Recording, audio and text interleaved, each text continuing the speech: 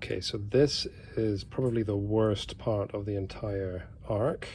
This is the ketamine infusion. And so the reason why this is the worst part is because you have to actually combine the medications here in these vials into this empty IV bag. The other medications like the fentanyl we just discussed and the others, they come pre-mixed. In this case, there is no fentanyl premixed IV bag at the concentration that we need in order to provide the sedation and some pain control for the patients. So the way this is going to have to work for now until we can have custom IV bags filled with the exact concentration we need is for health and safety purposes to avoid unnecessary needle use. One of these each goes on top, and that way you can access these with the syringe. This is a 30 milliliter syringe.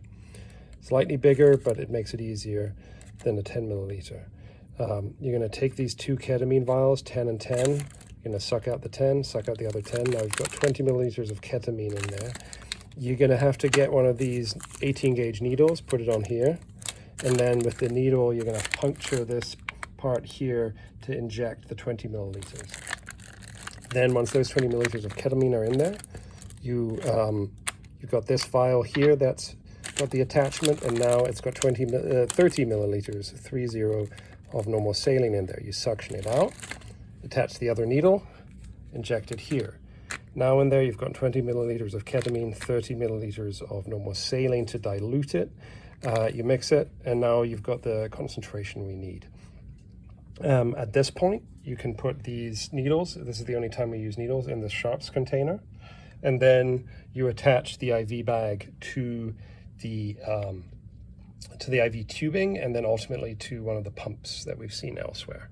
So this is by far the most involved step to get anything done, especially because this is a very important medication, one of the first two we're probably going to start. It's a real pain. And again, eventually we're going to have custom concentrations in these bags, so we don't have to worry about this. But until then, we just have to do all this. And it's a hassle to have all these extra things in there. It's a real hassle to have to use these needles because that's an unnecessary sharps risk.